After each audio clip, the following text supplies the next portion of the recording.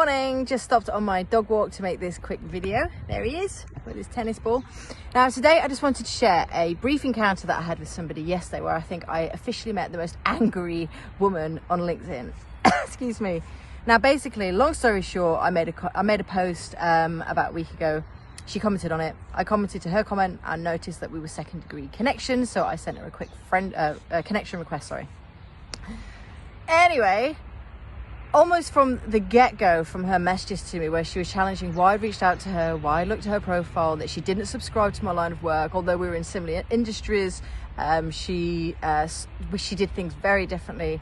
And I was like, oh my God, this lady's going to give herself a heart attack or something. So I simply went back and said, look, I think I reached out to you because I believe that by memory, you commented on one of my posts. It's always good to expand our connections and networking. And I gave a couple of sentences around fear because basically she'd challenged me that I didn't know what I was doing around fear, basically, and being fearless. To which she wrote back with basically shaming comments such as, in your line of work, you shouldn't do this, and you should know better, and what you need to do is this, and you're not adding any value to this conversation, and I've been doing this 30 years. I was like, oh my good Lord, take a St. John's wort pill or something. Anyway, so she crossed the boundary, so I went back and called her out on her shaming connotation of language. But anyway, as it happened, about 10 minutes later after this little encounter, my friend popped over for a brew, so we're sat in my garden having a cup of coffee, and I showed these messages to my friend. To which, if you don't like bad language, turn off the video now. But my friend's exact words were, oh my God, what a bell end. Why didn't you tell her to do one? I was like, mate, I'm not sure. Just replying, do one bell end is in alignment with my branding, but it would be quite funny.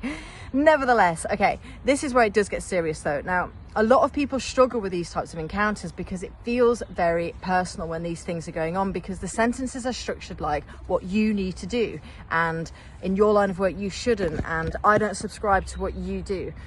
But the interesting thing was, these sweeping statements around my knowledge base were based off the back of two sentences and a one word in my tagline.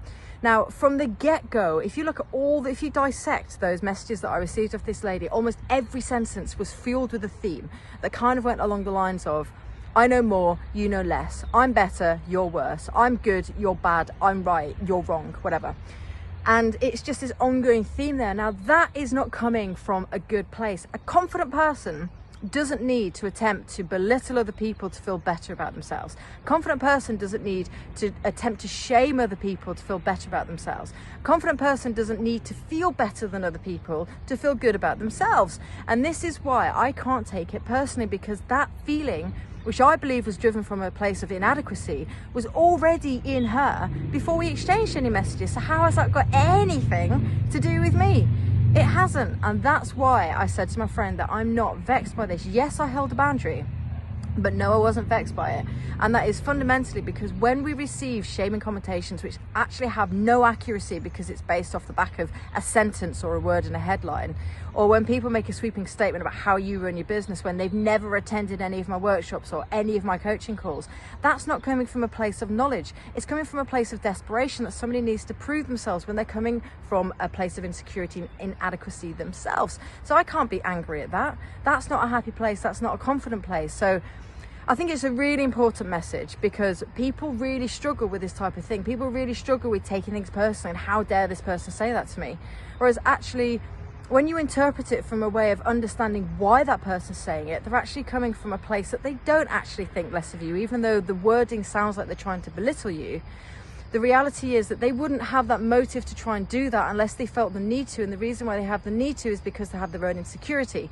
And that's what we need to start attaching to when we're in these situations, because that is what will protect you from not feeling annoyed or feeling angry or feeling revengeful when people say something that's critical or judgmental or shaming in this kind of style of use of language.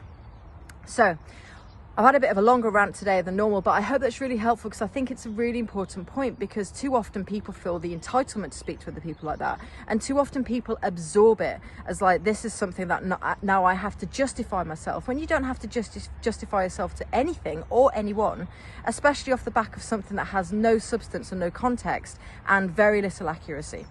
So I hope that was helpful, and I hope you have a fantastic day, and I catch up with you soon. Cheers.